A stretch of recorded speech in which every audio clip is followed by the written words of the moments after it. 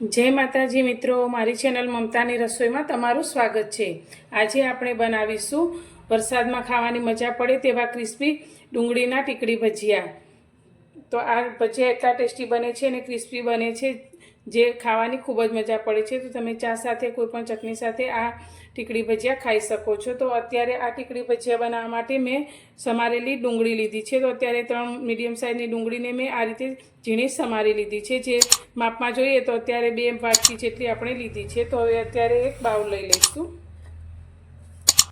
अने आ बाउलनी अंदर आपणे समारेली डूंगળીને लई लईशुं।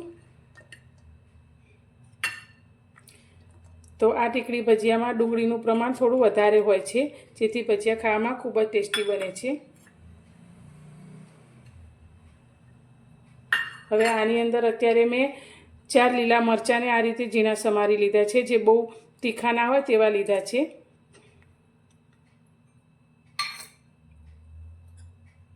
हवे तेनी अंदर अत्यारे आपणे स्वाद प्रमाणे मीठुं एड करीशुं। तो अत्यारे 1 चमची जेटલું आपणे मीठुं लईशुं। 1 चमची आपणे धाणा जीरुं लईशुं अने भजियानो कलर सारो आवे तेना माटे अत्यारे आपणे थोड़ी ज हळदर एड करीशुं। तीखास माटे अत्यारे आपणे अर्धी चमची लाल मरचुं पाउडर लईशुं। आपणे लीला मरचा थोड़ा मीडियम तीखा लीधा छे। अर्धी नानी चमची आपणे गरम मसालो एड करीशुं। 1 चमची आपणे आखा धाणा लीधा छे।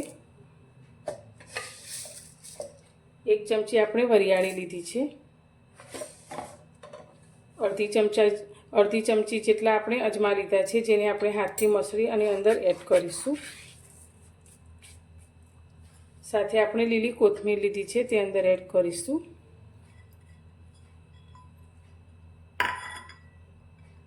हवे बधी वस्तुने आपणे पहेला एकवार हाथथी सारी रीते मिक्स करी लईशुं, जेथी बधा ज मसाला आपणा डूंगળી साथे सारी रीते भળી जाय। अत्यारे डूंगળી साथे आपणे बधा ज मसालाने सारी रीते मिक्स करी लीधा छे। हवे तेनी अंदर आपणे चणानो लोट उमेरीशुं। तो जे वाटकीथी आपणे डूंगળી समारेली लीधी छे ते ज वाटकीथी मैं 1 वाटकी चणानो चाळीने लोट लीधो छे, ते अंदर उमेरीशुं। अने आपणा टीकड़ी भजिया लांबा समय सुधी क्रिस्पी रहे तेना माटे 1 चमची आपणे चोखानो लोट लीधो छे ते उमेरीशुं। तमे चोखाना लोटनी जग्याए रवो पण उमेरी शको छो।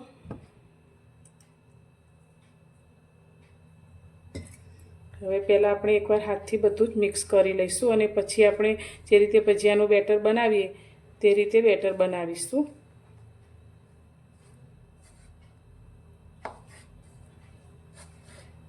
तो डूंगળીમાંથી પણ પાણી છૂટું પડે છે, એટલે આપણે પાણીનો ઉપયોગ ખૂબ જ ઓછો કરવો પડશે। તો થોડું પાણી ઉમેરીને આપણે બેટર તૈયાર કરીશું।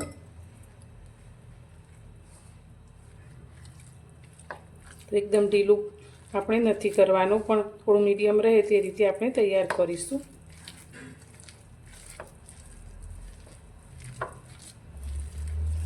तो बधुं ज मिक्स करी अने आपणे आ रीते थोड़ुं घट एवुं खीरुं तैयार करी लीधुं छे। तो हवे तेनी अंदर अत्यारे मैं खावानो सोडा लीधो छे, जे अर्धी चमचीथी पण थोड़ो ओछो लीधो छे, जे अंदर उमेरीशुं अने उपरथी आपणे अर्धा લીંબુનો रस उमेरी लईशुं।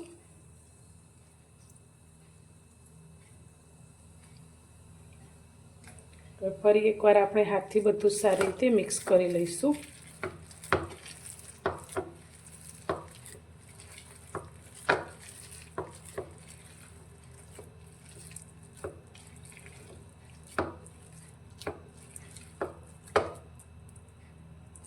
हवे आपणे तळवा माटे साइडमां तेल पण गरम करवा माटे राखी लीधुं छे। तो तेल आपणुं सारी रीते गरम थई गयुं छे। तो गैसनी फ्लेम थोड़ी मीडियम करी दईशुं अने तेमां आपणे मीडियम साइजना भजिया मूकीशुं।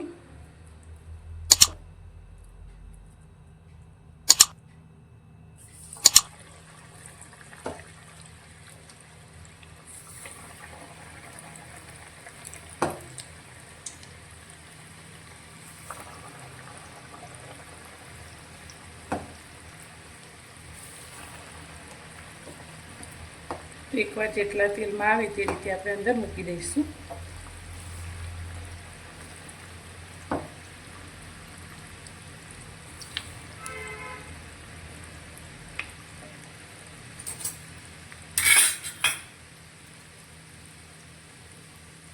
તો ભજીયાને આપણે સારી રીતે તળવાના છે, તો તેમાં જરા પણ કાચા ના રહે તે રીતે આપણે તેને મીડિયમ ગેસની ફ્લેમ પર તળીશું.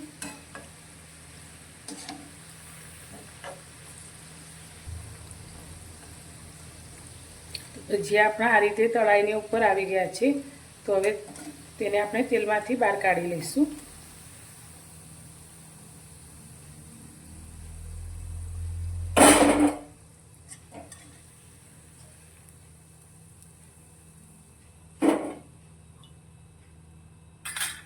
અને આ જ રીતે આપણે બીજા પણ ભજીયા અંદર મૂકીશું.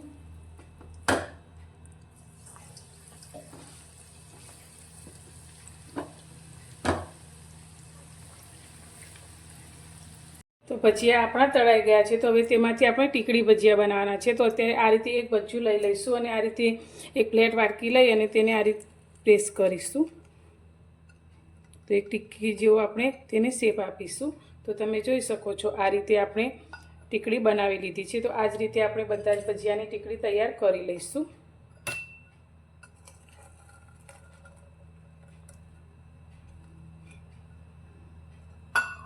આ રીતે આપણે બધી તૈયાર કરીશું. તો તેલને આપણે ફરી ગરમ કરવા માટે રાખી લીધું છે. તો થોડું મીડિયમ ગરમ થાય તેટલું આપણે ગરમ કરીશું અને ગેસની ફ્લેમ મીડિયમ કરી અને આપણે જે આ રીતે ટીકડી ભજીયા તૈયાર કર્યા છે તે તેલની અંદર લઈ લઈશું અને આને એકદમ સરસ એવા ક્રિસ્પી થાય તે રીતે તળી લઈશું.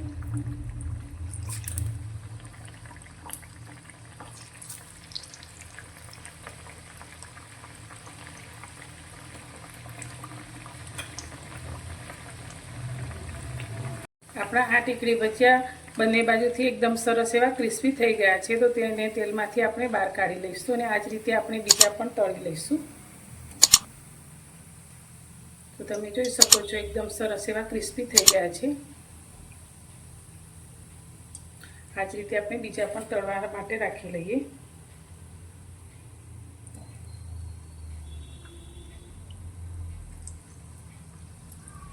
તો તૈયાર છે આપણા ગરમા ગરમ ડુંગળીના ટીક્કી ભજીયા.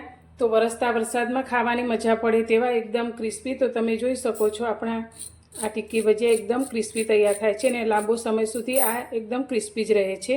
તો આને તમે ચા સાથે અથવા તો કોઈ પણ ચટણી સાથે ખાઈ શકો છો, એટલા ટેસ્ટી બને છે. તો તમને મારી આજની આ રેસીપી કેવી લાગી તે મને કોમેન્ટમાં જરૂરથી જણાવજો અને પસંદ આવી હોય તો મારા વિડીયોને લાઇક કરવાનું બિલકુલ ભૂલતા નહીં અને મારી ચેનલ પર નવા છો તો ચેનલને સબસ્ક્રાઈબ કરજો. તો ફરી મળીશું એક નવી જ રેસીપી સાથે નવા વિડીયોમાં.